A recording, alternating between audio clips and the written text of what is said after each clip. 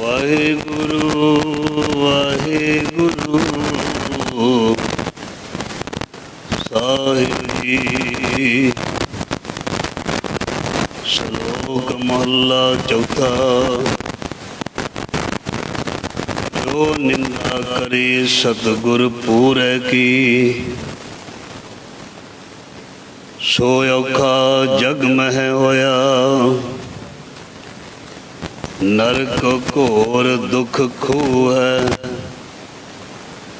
ਉਥੇ ਪਕੜ ਉਹ ਢੋਇਆ।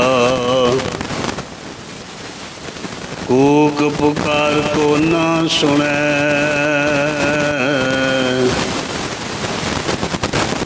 ਉਹ ਔਖਾ ਹੋਏ ਹੋਏ ਰੋਇਆ।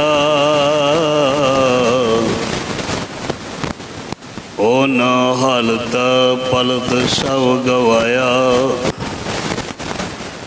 ਲਾ ਮੂਲ ਸਭ ਖੋਇਆ। ਉਹ ਤੇਲੀ ਸੰਦਾ ਬਲਦ ਕਰ, ਨਿਤ ਭਲਕੇ ਉੱਠ ਪ੍ਰਭ ਜੋਇਆ। ਹਰ ਵੇਖੈ ਸੁਣੈ ਨਿਤ ਸਭ ਕਿਛ, ਜਦੋਂ ਕਿਛ ਗੁੱਜਾ ਨਾ ਹੋਇਆ। ਜੈਸਾ ਬੀਜੈ ਸੋ ਲੁਣੈ, ਜਿਹਾ ਪੁਰਬ ਨੇ ਮੋਇਆ। ਜਿਸ ਕਿਰਪਾ ਕਰੇ ਪ੍ਰਭ ਆਪਣੀ, ਤਿਸ ਸਤਿਗੁਰ ਕੇ ਚਰਨ ਧੋਇਆ। ਗੁਰ ਸਤਿਗੁਰ ਪਿੱਛੇ ਤਰ ਗਿਆ, ਜਿਉ ਲੋਹਾ ਕਾਠ ਸੰਗੋਇਆ। ਜਨ ਨਾਨਕ ਨਾਮ ਤੇ ਆਏ ਤੂੰ,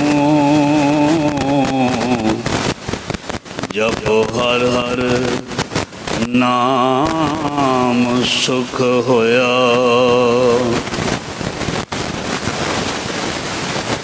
ਗੁਰੂ ਗੁਰੂ ਗੁਰ ਕਰ ਮਨ ਮੋਰ,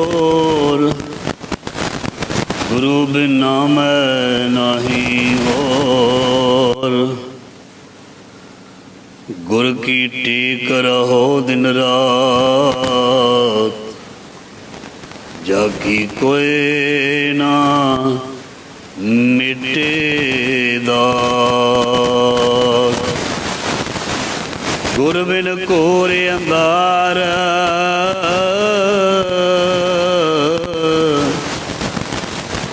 ਗੁਰ ਬਿਨ ਸਮਝ ਨ ਆਵੈ।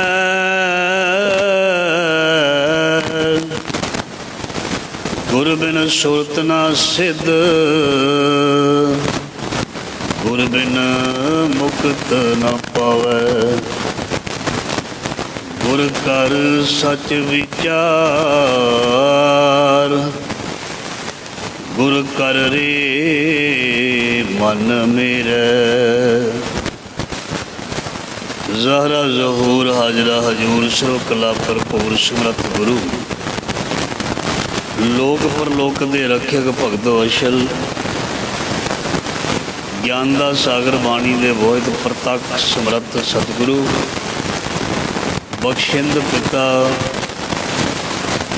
ਸਤਿਗੁਰਾਂ ਦੀ ਭਗਤਾਂ ਦੀ ਸਿੱਖਾਂ ਭੱਟਾਂ ਦੀ ਜੋਤ, ਧੰਨ ਧੰਨ ਸ੍ਰੀ ਗੁਰੂ ਗ੍ਰੰਥ ਸਾਹਿਬ ਮਹਾਰਾਜ ਜੀ ਦੀ ਪਾਵਨ ਪਵਿੱਤਰ ਗੋਦ ਵਿੱਚ ਗੁਰੂ ਸ਼ਬਦ ਨਾਲ ਜੁੜ ਬੈਠੀ ਜੁੜ ਰਹੀ ਸਾਧ ਸੰਗਤ ਜੀ। ਵਡਭਾਗੇ ਹੋ ਆਪ,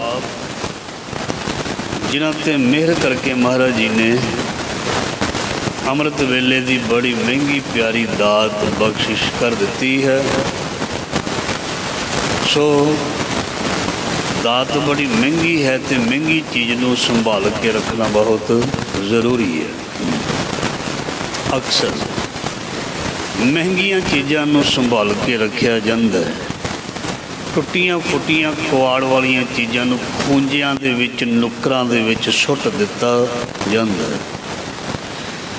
ਸੋ ਜ਼ਿੰਦਗੀ ਇੱਕ ਬਹੁਤ ਕੀਮਤੀ ਵਸਤੂ ਕਹਿ ਲਈਏ, ਇੱਕ ਸਮਾਂ ਕਹਿ ਲਈਏ, ਇੱਕ ਮੌਕਾ ਕਹਿ ਲਈਏ, ਇਹ ਹੈ। इस करके अपनी जिंदगी नूं अपने सवासां मतलब साहां नूं,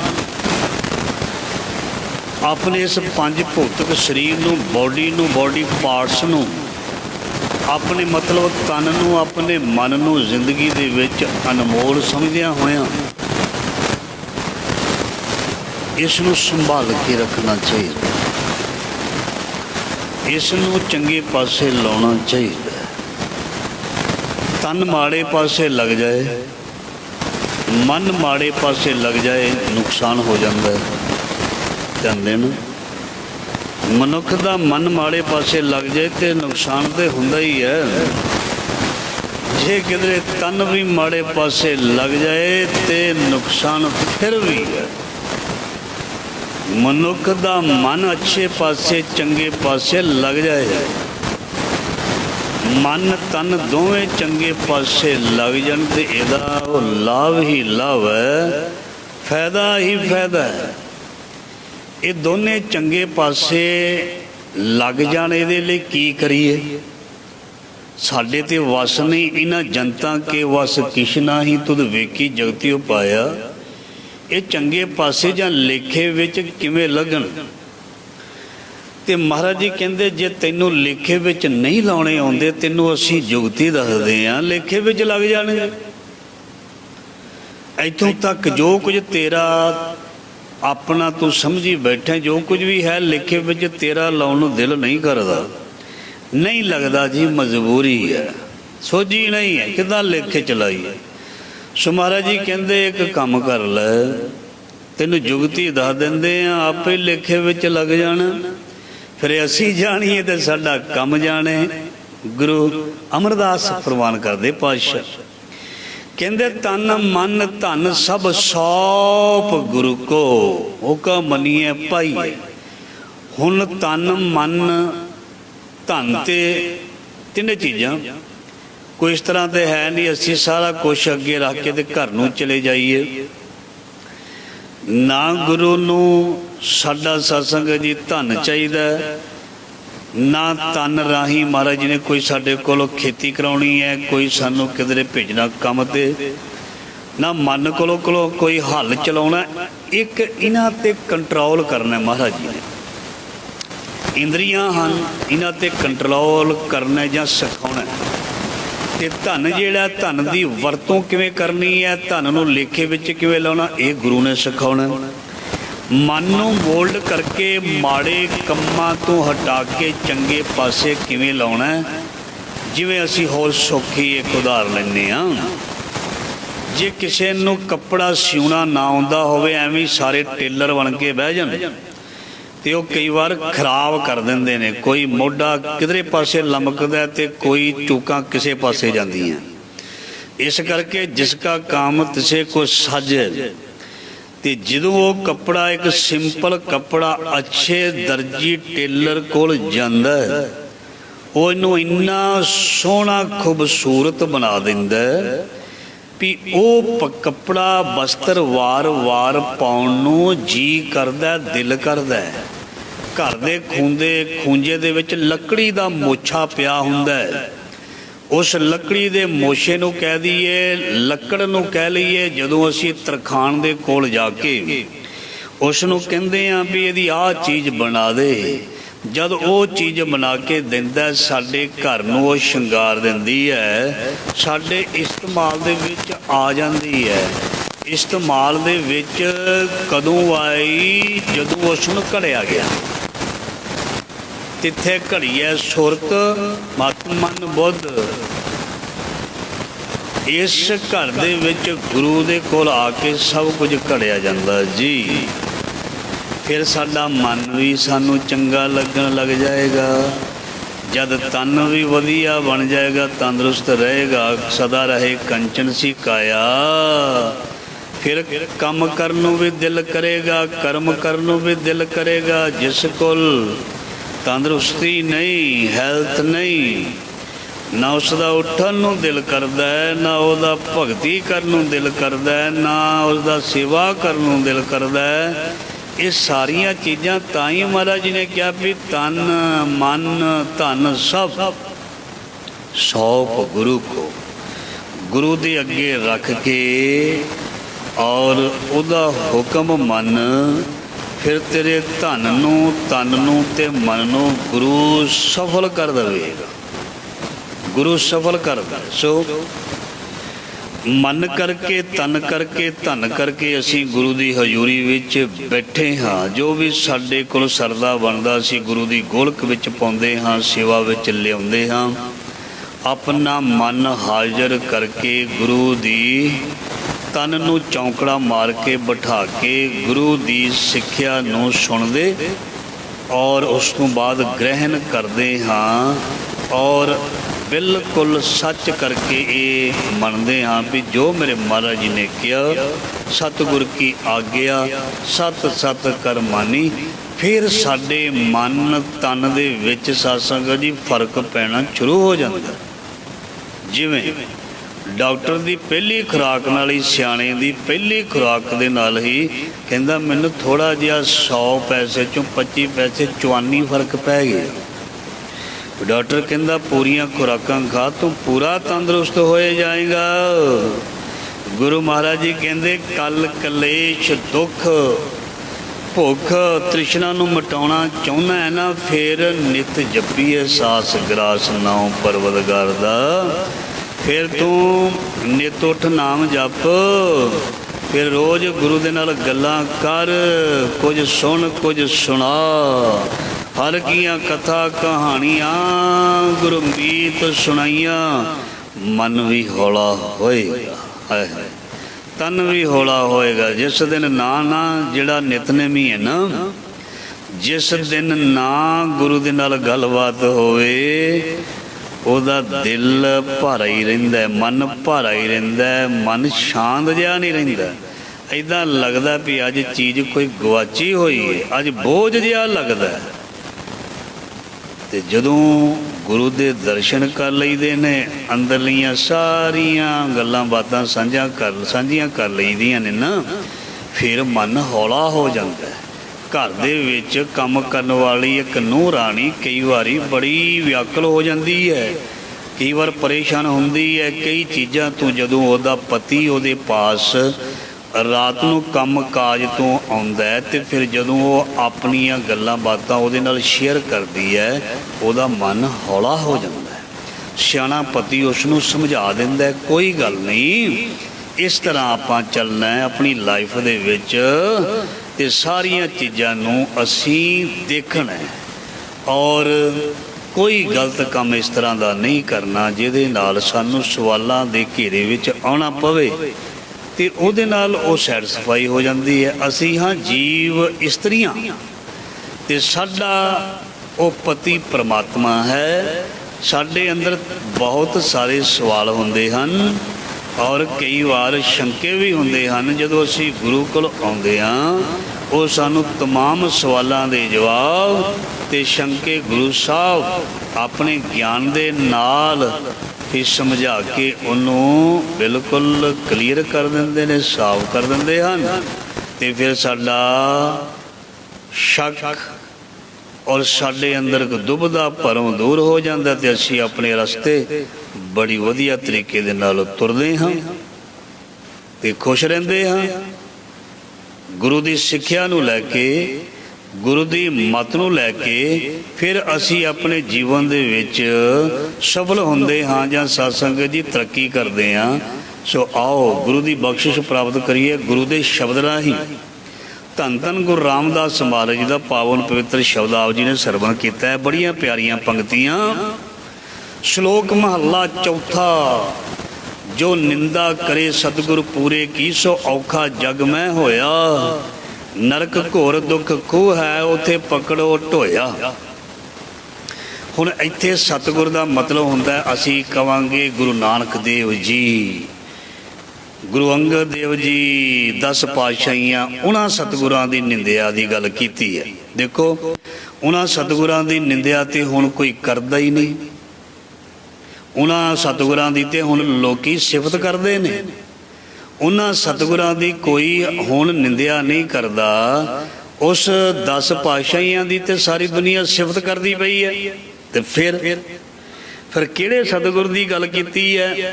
ਜਿਹੜਾ ਸਤ ਸਰੂਪ ਹੋ ਜਾਂਦਾ, ਚਾਹੇ ਉਹ ਸ੍ਰਿਸ਼ਟੀ ਹੈ ਚਾਹੇ ਗੁਰੂ ਦਾ ਉਹ ਸਿੱਖ ਹੈ, ਉਹ ਸਤਿਗੁਰ ਦਾ ਰੂਪ ਹੋ ਜਾਂਦਾ ਹੈ। ਮਹਾਰਾਜ ਜੀ ਨੇ ਉਹਨੂੰ ਸਤਿਗੁਰੂ ਐਸੇ ਕਹਿਤਾ ਬਾਣੀ ਵਿੱਚ। ਬੜੀ ਵਾਰ ਪੰਕਤੀ ਹੈ ਤੁਸੀਂ ਸੁਣੀ ਹੈ, ਜਿਸ ਮਿਲੀਐ ਮਨ ਹੋਏ ਆਨੰਦ, ਜਿਸ ਮਿਲੀਐ ਮਨ ਹੋਏ ਆਨੰਦ ਸੋ ਸਤਿਗੁਰ ਕਹੀਐ। ਉਹ ਸਤਿਗੁਰ ਕਹੀਐ। ਨਾ ਬੰਦ ਹੋ ਗਿਆ ਸਭ ਕੁਛ। ਹਾਂ ਤਾਂ ਬੰਦ ਹੋ ਜਾਂਦਾ। ਹਾਂ ਡੈਡ ਹੋ ਗਿਆ। ਜਿਸ ਮਿਲੀਏ ਮਨ ਹੋਏ ਆਨੰਦ ਸੋ ਸਤਿਗੁਰ ਕਹੀਐ। ਸੋ ਜਿਸ ਨੂੰ ਮਿਲਣ ਦੇ ਨਾਲ ਰੱਬ ਚੇਤੇ ਆਵੇ, ਪਰਮਾਤਮਾ ਯਾਦ ਆਵੇ, ਉਸ ਨੂੰ ਪਾਤਸ਼ਾਹ ਜੀ ਕਹਿੰਦੇ ਨੇ ਉਹ ਸਤਿਗੁਰ ਹੈ। ਉਹ ਸਤਿਗੁਰ ਹੈ। ਉਹ ਕੋਈ ਵੀ ਹੋ ਸਕਦਾ ਹੈ। ਜਿਹੜੀਆਂ 10 ਪਾਤਸ਼ਾਹੀਆਂ ਉਹਨਾਂ ਦੀ ਕੋਈ ਬਰਾਬਰਤਾ ਦੀ ਅਸੀਂ ਵਿਚਾਰ ਨਹੀਂ ਕਰ ਰਹੇ। ਹਰ ਕਾ ਸੇਵਕ ਸੋ ਹਰ ਜਿਹਾ। ਜੋ ਸਾਡੇ ਸਤਿਗੁਰ ਨੇ ਉਹ ਤੇ ਸਾਡੇ ਸਤਿਗੁਰ ਹੀ ਰਹਿਣੇ ਨੇ। ਸਿੱਖ ਨੂੰ ਸਤਿਗੁਰ ਨੇ ਆਪਣਾ ਰੂਪ ਬਣਾ ਦਿੱਤਾ। ਜਿਹੜਾ ਰੂਪ ਬਣਿਆ ਉਹ ਚਰਨ ਦੀ ਧੂੜ ਸਮਝਦਾ ਰਿਹਾ, ਪਰ ਸਤਿਗੁਰ ਨੇ ਆਪਣਾ ਰੂਪ ਉਸ ਨੂੰ ਬਣਾ ਦਿੱਤਾ। ਖਾਲਸਾ ਗੁਰੂ ਗੋਬਿੰਦ ਸਿੰਘ ਜੀ ਵੀ ਹੈ ਤੇ ਖਾਲਸੇ 5 ਪਿਆਰੇ ਵੀ ਨੇ, ਤੇ ਖਾਲਸਾ ਜਿਹੜਾ ਖੰਡੇ ਬਾਟੇ ਦਾ ਅੰਮ੍ਰਿਤ ਛਕਦਾ ਉਹ ਵੀ ਹੈ।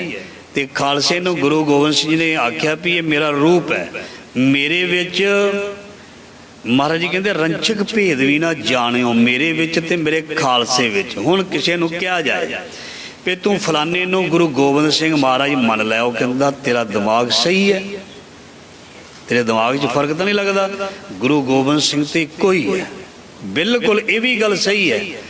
ਪਰ ਜਦੋਂ ਤੱਕ ਅਸੀਂ ਸਾਰੀ ਸ੍ਰਿਸ਼ਟੀ ਨੂੰ ਰੱਬ ਦਾ ਰੂਪ ਨਹੀਂ ਸਮਝਾਂਗੇ, ਸਾਡਾ ਪਿਆਰ ਨਹੀਂ ਬਣੇਗਾ ਸ੍ਰਿਸ਼ਟੀ ਦੇ ਨਾਲ।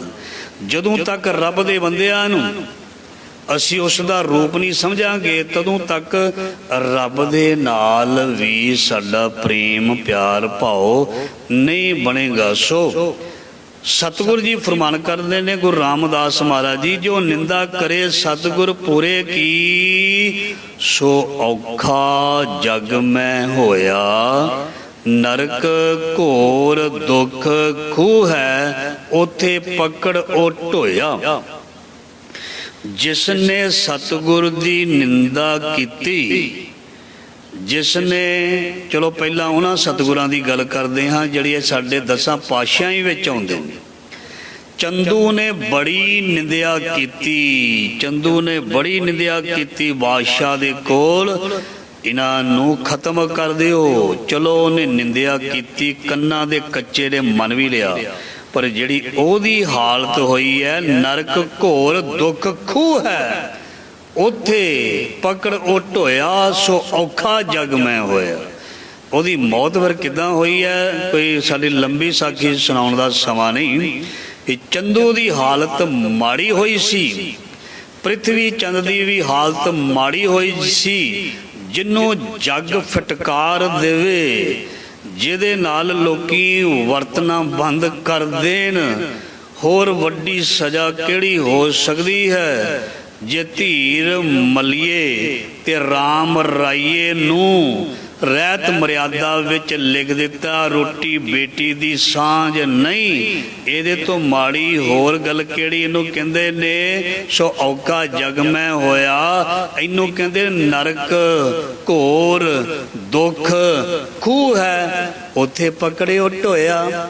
ਸੋ ਐਸੇ ਨਰਕ ਵਿੱਚ ਜਿਉਂਦੇ ਜੀ ਚਲਾ ਜਾਂਦਾ ਹੈ। ਮੌਤ ਵੀ ਉਹਦਾ ਹੱਲ ਨਹੀਂ ਕਰ ਸਕਦੀ, ਨਾ ਉਹ ਮਰ ਸਕਦਾ ਹੈ। ਤੇ ਜਿਵੇਂ ਕਹਿੰਦੇ ਨਾ ਉਹ ਜਿਉਂਦਿਆਂ ਵਿੱਚ ਨਾ ਉਹ ਮੋਇਆਂ ਵਿੱਚ। ਇਸ ਕਰਕੇ ਕਰਨਾ ਸੁਣੇ ਕਾਹੂ ਕੀ ਨਿੰਦਾ, ਸਭ ਤੇ ਜਾਣੇ ਆਪਸ ਕੋ ਮੰਦਾ। ਜਿਸ ਨੇ ਰੱਬ ਦੇ ਵਿੱਚ ਅਭੇਦ ਹੋਣਾ, ਉਸ ਨੂੰ ਆਪਣੇ ਆਪ ਨੂੰ ਮੰਦਾ ਕਹਿਣਾ ਪਏਗਾ। ਸੋ ਇਸ ਕਰਕੇ ਗੁਰੂ ਰਾਮਦਾਸ ਮਹਾਰਾਜ ਜੀ ਕਹਿੰਦੇ ਨਿੰਦਾ ਨਹੀਂ ਕਰਨੀ। ਦੇਖੋ ਵਾਰ-ਵਾਰ ਉਹੀ ਸ਼ਬਦ ਆਉਂਦੇ ਨੇ। ਇਹਦਾ ਮਤਲਬ ਮਹਾਰਾਜ ਜੀ ਸਾਨੂੰ ਅਲਰਟ ਕਰਦੇ ਨੇ, ਸਾਨੂੰ ਅਲਰਟ ਕਰਦੇ ਹਨ ਕਿਧਰੇ ਮੇਰਾ ਸਿੱਖ ਗਲਤ ਪਾਸੇ ਨਾ ਚਲਾ ਜਾਏ। ਜਿਵੇਂ ਅਸੀਂ ਰੋਜ਼ ਹੀ ਨਿਆਣਿਆਂ ਨੂੰ ਸਮਝਾਉਂਦੇ ਹਾਂ, ਬੱਚੇ ਨਹੀਂ ਕਰਨਾ, ਜਦ ਤੈਨੂੰ ਕਿਹਾ ਇਹ ਕੰਮ ਨਹੀਂ ਕਰਨਾ। ਵਾਰ-ਵਾਰ ਸਮਝਾਉਣਾ ਪੈਂਦਾ ਹੈ ਨਾ। ਤੇ ਗੁਰੂ ਮਹਾਰਾਜ ਜੀ ਵੀ ਸਾਨੂੰ ਰੋਜ਼ ਵਾਰ-ਵਾਰ ਹੀ ਸਮਝਾਉਂਦੇ ਹਨ। ਨਿੰਦਕ ਡੁਬਾ ਹਮ ਉਤਰੇ ਪਾਰ, ਜੋ ਨਿੰਦਾ ਕਰੇ ਸਤਿਗੁਰ ਪੂਰੇ ਕੀ ਸੋ ਔਖਾ ਜਗ ਮੈਂ ਹੋਇਆ। ਬਾਬਾ ਮੱਖਣ ਸ਼ਾਹ ਲਵਾਣਾ ਕਹਿੰਦਾ ਗੁਰੂ ਹੈ ਹੋਰ ਬਨਾਵਟੀ ਤੇ ਭੇਖੀ ਜਿਹੜੇ ਸੀ ਇਰਖਾਲੂ, ਕਹਿੰਦੇ ਤੇਗਾ ਕਮਲਾ ਰਹਿੰਦਾ ਉਸ ਭੋਰੇ ਵਿੱਚ। ਜੋ ਨਿੰਦਾ ਕਰੇ ਸਤਿਗੁਰਾਂ ਦੀਆਂ ਫਿਰ ਚੌਂਕੀਆਂ ਚੁੱਕੀਆਂ ਗਈਆਂ। ਧਿਆਨ ਦੇਣਾ, ਉਹ ਫਿਰ ਬੈਠੇ ਨਹੀਂ ਰਹੇ। ਜਿਹੜਾ ਨਿੰਦਿਆ ਕਰਦਾ ਹੈ ਮਹਾਰਾਜ ਜੀ ਕਹਿੰਦੇ ਚੌਂਕੀਆਂ ਤੇ ਛੱਡੋ ਜਾੜੀ, ਜੜ ਆਪਣੀ ਆਪ ਹੀ ਉਪਾੜੀ ਜੀ। ਉਹਦੀ ਜੜ ਵੱਢੀ ਜਾਂਦੀ ਹੈ। ਜਿਸ ਰੁੱਖ ਦੀ ਜੜ ਵੱਢੀ ਜਾਵੇ ਉਹਨੂੰ ਬੂਰ ਕੀ ਪੈਣਾ, ਫਲ ਕੀ ਲੱਗਣਾ, ਤਣਿਆਂ ਨੇ ਹਰੇ ਕੀ ਰਹਿਣਾ। ਨਿੰਦਾ ਕਰਨੀ ਜੜ ਪੱਟਣੀ ਹੈ, ਸ਼ੁਭ ਕਰਮ ਨਸ਼ਟ। ਸੋ 22 ਮੰਜੀਆਂ ਵਾਲੇ ਵੀ ਕਹਿੰਦੇ ਨੇ ਨਿੰਦਿਆ ਕਰਕੇ ਵੀ ਅਸੀਂ ਹਾਂ ਸਭ ਕੁਛ, ਉਹ ਤੇ ਕਮਲ ਹੈ। ਨਿੰਦਾ ਪਤਾ ਕਿਸ ਦੀ ਹੁੰਦੀ ਹੈ, ਧਿਆਨ ਦੇਣਾ। ਇਹ ਬੜੀ ਇੱਕ ਰਮਜ ਹੈ। ਜੇ ਕਿਤੇ ਸਮਝ ਆ ਜਾਵੇ ਜਿਸ ਦੀ ਨਿੰਦਾ ਹੁੰਦੀ ਹੈ ਨਾ, ਉਹਨੂੰ ਆਪਣੇ ਕਦਮ ਮਜ਼ਬੂਤ ਕਰ ਲੈਣੇ ਚਾਹੀਦੇ ਨੇ। ਉਹਨੂੰ ਸਮਝ ਲੈਣਾ ਚਾਹੀਦਾ ਉਹ ਤੈਨੂੰ ਰੱਬ ਨੇ ਕਿਧਰੇ ਪਹੁੰਚਾ ਦਿੱਤਾ ਹੈ। ਤੇਰਾ ਵਿਕਾਸ ਹੋ ਚੁੱਕਾ ਹੈ, ਤੇਰੀ ਪ੍ਰੋਗਰੈਸ ਰਿਪੋਰਟ ਬਣ ਚੁੱਕੀ ਹੈ। ਤਾਈਓ ਹੀ ਤੇਰੇ, ਕਿਉਂਕਿ ਵਿਰੋਧੀ ਉਹਦੇ ਹੀ ਬਣਦੇ ਜਿਹਦੇ ਪੱਲੇ ਕੁਝ ਹੋਵੇ। ਜਿਹੜਾ ਗਲੀਆਂ ਦੇ ਵਿੱਚ ਠੁੱਡੇ ਖਾਂਦਾ ਫਿਰਦਾ, ਨੱਕਾਂ ਭਨਾਉਂਦਾ ਫਿਰਦਾ, ਉਹਦੀ ਨਿੰਦਿਆ ਕਰਕੇ ਕੀ ਕਰਨਾ। ਕਿਸੇ ਨੂੰ ਸਵਾਦ ਵੀ ਨਹੀਂ ਆਉਂਦਾ। ਆਉਂਦਾ ਹੀ ਉਸ ਦੀ ਨਿੰਦਿਆ ਦਾ ਸਵਾਦ ਹੈ। ਜਿਹੜੇ ਭਲੇ ਪੁਰਖ ਨੇ, ਇਤਿਹਾਸ ਦੇਖ ਲਿਓ, ਗ੍ਰੰਥ ਪੜ੍ਹ ਲਿਓ, ਨਿੰਦਿਆ ਉਹਨਾਂ ਦੀ ਹੋਈ ਸੱਚ ਦੇ ਪੁਜਾਰੀਆਂ ਦੀ, ਸੱਚ ਦੇ ਰਾਹ ਤੇ ਚੱਲਣ ਵਾਲਿਆਂ ਦੀ, ਜਿਨ੍ਹਾਂ ਨੇ ਕੁਝ ਵੀ ਨਹੀਂ ਕਿਸੇ ਨੂੰ ਕਹਿਣਾ, ਜਿਨ੍ਹਾਂ ਨੇ ਸੱਚ ਦਾ ਹੋਕਾ ਹੀ ਨਹੀਂ ਦੇਣਾ, ਤੇ ਉਹਨਾਂ ਨੂੰ ਕਿਸੇ ਨੇ ਕੀ ਮਾੜਾ ਕਹਿਣਾ। ਜਿਨ੍ਹਾਂ ਨੇ ਰਾਮ ਰਾਏ ਵਰਗੇ ਨੇ ਔਰੰਗਜ਼ੇਬ ਦੇ ਨਾਲ ਹੀ ਰਲ ਜਾਣਾ ਹੈ, ਤੇ ਫਿਰ ਉਹਨੂੰ ਕੀ ਕਹਿਣਾ। ਜਿਸ ਨੇ ਸੱਚ ਬੋਲਣਾ ਹੈ ਵਿਰੋਧਤਾ ਤੇ ਉਹਦੀ ਹੋਣੀ ਹੈ। ਜਿਸ ਨੇ ਨਿਯਮ, ਡਿਸਿਪਲਨ, ਕਾਨੂੰਨ, ਮਰਿਆਦਾ ਦੇ ਵਿੱਚ ਰਹਿ ਕੇ ਗੱਲ ਕਰਨੀ ਹੈ, ਉਹੀ ਚੰਗਾ ਨਹੀਂ ਲੱਗਣਾ।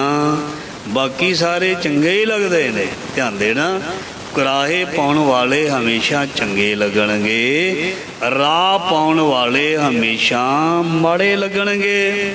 ਇਸ ਕਰਕੇ ਜੇ ਕੋਈ ਇਸ ਤਰ੍ਹਾਂ ਸਮਝ ਗਿਆ ਵੀ ਰਾਹ ਪਾਉਣ ਵਾਲਾ ਗਲਤ ਹੈ, ਉਹਦੀ ਜ਼ਿੰਦਗੀ ਖਰਾਬ ਹੋ ਜਾਏਗੀ। ਤੇ ਜੇ ਕੋਈ ਸਮਝ ਗਿਆ ਵੀ ਇਹ ਜਿਹੜੀ ਗੱਲ ਹੈ, ਇਹ ਜਿਹੜੀ ਵਿਚਾਰ ਹੈ, ਇਹ ਜਿਹੜੀ ਸਲਾਹ ਹੈ ਸਾਡੇ ਫਾਇਦੇ ਦੇ ਲਈ ਹੈ, ਇਹ ਸਾਡੇ ਗੁਰੂ ਦਾ ਹੁਕਮ ਹੈ, ਇਹ ਗੁਰੂ ਦੀ ਮਰਿਆਦਾ ਹੈ। ਠੀਕ ਹੈ ਜੀ। ਇੱਕ ਬੋਲੇ ਤੇ ਦੂਜਾ ਮੰਨੇ ਤੇ ਘਰ ਦੇ ਵਿੱਚ ਇਤਫਾਕ ਤੇ ਸ਼ਾਂਤੀ ਬਣਦੀ ਹੈ। ਘਰ ਦਾ ਮੋਢੀ ਮੋਹਰੀ ਬੋਲੇ ਤੇ ਅੱਗੇ ਸਾਰੇ ਚੌਧਰੀ ਬਣ ਕੇ ਕਹਿਣ, ਆਪਣੀ ਆਪਣੀ ਮਰਜ਼ੀ ਕਰਨ, ਉੱਥੇ ਏਕਤਾ ਤੇ ਇਤਫਾਕ ਨੂੰ ਖੰਭ ਲੱਗ ਜਾਂਦੇ ਨੇ, ਉੱਡ ਜਾਂਦੀ ਹੈ। ਫਿਰ ਕੀ ਰਹਿ ਜਾਂਦਾ, ਰੌਲਾ। ਇਸ ਕਰਕੇ ਮਹਾਰਾਜ ਜੀ ਕਹਿੰਦੇ ਸੱਤ ਕਹਿਣਾ ਤੇ ਐਵੇਂ ਹੀ ਉਲਝੀ ਨਹੀਂ ਜਾਣਾ। ਉਲਝਣਾ ਵੀ ਇੱਕ ਨਿੰਦਿਆ ਦੀ ਸ਼ਾਖਾ ਹੀ ਹੈ। ਧਿਆਨ ਦੇਣਾ, ਉਲਝਣਾ ਵੀ ਇੱਕ ਨਿੰਦਿਆ ਦੀ ਸ਼ਾਖਾ ਹੀ ਹੈ। ਇਸ ਕਰਕੇ ਤੂੰ ਤੇ ਮੰਨਣਾ ਨਾ ਕਿ ਉਲਝਣਾ। ਸੋ ਗੁਰੂ ਪਾਤਸ਼ਾਹ ਜੀ ਫਰਮਾਨ ਕਰ ਰਹੇ ਨੇ, ਚੌਥੇ ਪਾਤਸ਼ਾਹ, ਜੋ ਨਿੰਦਾ ਕਰੇ ਸਤਿਗੁਰ ਪੂਰੇ ਕੀ ਸੋ ਔਖਾ ਜਗ ਮੈਂ ਹੋਇਆ। ਸੋ ਜਿਨ੍ਹਾਂ ਨੇ ਸਤਿਪੁਰਖਾਂ ਨੂੰ, ਗੁਰੂਆਂ ਨੂੰ ਮਾੜਾ ਬੋਲਿਆ ਜਾਂ ਉਹਨਾਂ ਦੀ ਵਿਰੋਧਤਾ ਕੀਤੀ, ਉਹ ਆਪ ਰਹੇ ਨਹੀਂ, ਉਹ ਰਾਜਿਆਂ ਤੋਂ ਭਿਖਾਰੀ ਬਣ ਗਏ। ਤੇ ਪਰ ਜਿਸ ਦੀ ਵਿਰੋਧਤਾ ਕੀਤੀ, ਜਿਸ ਦੀ ਨਿੰਦਿਆ ਕੀਤੀ, ਉਹ ਦਿਨੋਂ ਦਿਨ ਵੱਧਦਾ ਗਿਆ, ਉਹ ਅਕਾਲ ਰੂਪ ਦਾ, ਅਕਾਲ ਪੁਰਖ ਦਾ ਰੂਪ ਹੀ ਬਣ ਗਿਆ। ਸੋ ਪਾਤਸ਼ਾਹ ਜੀ ਫਰਮਾਨ ਕਰਦੇ ਨਾ, ਐਸੇ ਮਨੁੱਖ ਜਿਹੜੇ ਕੇਵਲ ਨਿੰਦਿਆ ਰੂਪੀ ਭੋਜਨ ਖਾਂਦੇ ਹਨ ਉਹਨਾਂ ਦੀ ਜ਼ਿੰਦਗੀ ਨਰਕ ਘੋਰ ਦੁੱਖ ਖੂਹ ਹੈ। ਦੁੱਖਾਂ ਦਾ ਖੂਹ ਘੋਰ ਨਰਕ ਹੈ। ਉਸ ਨਿੰਦਕ ਨੂੰ ਪਕੜ ਕੇ ਉਸ ਖੂਹ ਵਿੱਚ ਸੁੱਟਿਆ ਜਾਂਦਾ ਹੈ। ਕਹਿੰਦੇ ਦੁੱਖ ਖੂਹ ਹੈ, ਉੱਥੇ ਪਕੜ ਉੱਟ ਹੋਇਆ। ਖੂਹ ਦੇ ਵਿੱਚ ਕਿਸੇ ਨੂੰ ਸੁੱਟ ਦਿੱਤਾ ਜਾਵੇ ਤੇ ਉਹਦਾ ਨਿਕਲਣਾ ਬੜਾ ਮੁਸ਼ਕਲ ਹੈ। ਉਹਦਾ ਨਿਕਲਣਾ ਬੜਾ ਮੁਸ਼ਕਲ ਹੈ, ਉਹ ਮਰ ਜਾਏਗਾ। ਇੰਨੀ ਉਚਾਈ ਤੱਕ ਪਹੁੰਚਣਾ ਬੜਾ ਮੁਸ਼ਕਲ ਹੈ, ਤੜਫ ਤੜੋ ਕੇ ਮਰ ਜਾਏਗਾ। ਨਿੰਦਿਆ ਕਰਨੀ, ਖੂਹ ਦੇ ਵਿੱਚ ਡਿੱਗਣਾ। ਜੇ ਕੋਈ ਡਿੱਗ ਕੇ ਮਰਨਾ ਚਾਹੁੰਦਾ ਤੇ ਉਹਦੀ ਮਰਜ਼ੀ ਹੈ। ਗੁਰੂ ਨੇ ਸਾਫ਼ ਕਰ ਦਿੱਤਾ, ਗੁਰੂ ਨੇ ਕਲੀਅਰ ਕਰ ਦਿੱਤਾ। ਪਾਤਸ਼ਾਹ ਜੀ ਫਰਮਾਨ ਕਰਦੇ ਹਨ, ਕੂਕ ਪੁਕਾਰ ਕੋ ਨਾ ਸੁਣੇ ਉਹ ਔਖਾ ਹੋਏ ਹੋਏ ਰੋਇਆ। ਕੂਕ ਪੁਕਾਰ ਕੋ ਨਾ ਸੁਣੇ ਉਹ ਔਖਾ ਹੋਏ ਹੋਏ ਰੋਇਆ। ਜਦੋਂ ਫਿਰ ਨਿੰਦਕ ਨੂੰ ਮਹਾਰਾਜ ਜੀ ਕਹਿੰਦੇ ਸਾਕਤ ਨੂੰ ਦੁੱਖ ਲੱਗਦਾ, ਦੁੱਖ ਚਿੰਬੜਦਾ ਤੇ ਫਿਰ ਮਹਾਰਾਜ ਜੀ ਕਹਿੰਦੇ ਹਾੜੇ ਮਤਲਬ ਤਰਲੇ। ਫਿਰ ਉਹ ਇਸ ਤਰ੍ਹਾਂ ਕਰਦਾ, ਹਾਏ ਹਾਏ। ਪੰਕਤੀ ਪੜ੍ਹੀ ਹੈ ਜੀ, ਪਾਪੀ ਪਾਪ ਗਵਾਉਂਦੇ ਕਰਦੇ ਹਾਏ ਹਾਏ। ਨਾਨਕ ਜਿਉਂ ਮੱਥਨ ਮਾਧਾਣੀਆਂ ਕਿਉਂ ਉੱਥੇ ਧਰਮ ਰਾਏ। ਤੇ ਫਿਰ ਉਹ ਹਾਏ ਹਾਏ ਕਰਦਾ। ਪਾਤਸ਼ਾਹ ਜੀ ਕਹਿੰਦੇ ਕੂਕ ਪੁਕਾਰ ਕੋ ਨਾ ਸੁਣੇ।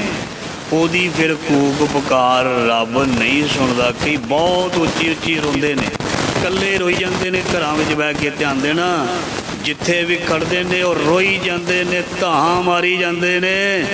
ਮਹਾਰਾਜ ਜੀ ਕਹਿੰਦੇ ਤੂੰ ਕਰਮ ਦੇਖ, ਕਰਮ ਕੀ ਕੀਤੇ ਨੇ। ਹੁਣ ਰੋਣ ਦਾ ਕੀ ਫਾਇਦਾ, ਅੱਗੇ ਪੰਕਤੀਆਂ ਵਿੱਚ ਕਲੀਅਰ ਹੋ ਰਿਹਾ ਹੈ ਵੀ ਤੇਰੇ ਰੋਣ ਦਾ ਕਾਰਨ ਕੀ ਹੈ। ਹੁਣ ਤੂੰ ਕਹਿੰਦਾ ਮੈਨੂੰ ਕੋਈ ਚੁੱਪ ਨਹੀਂ ਕਰਨ ਦਾ। ਜਦੋਂ ਤੂੰ ਕਿਸੇ ਨੂੰ ਰਵਾਉਂਦਾ ਸੀ, ਤੂੰ ਕਿਸੇ ਨੂੰ ਚੁੱਪ ਕਰਾਇਆ ਸੀ?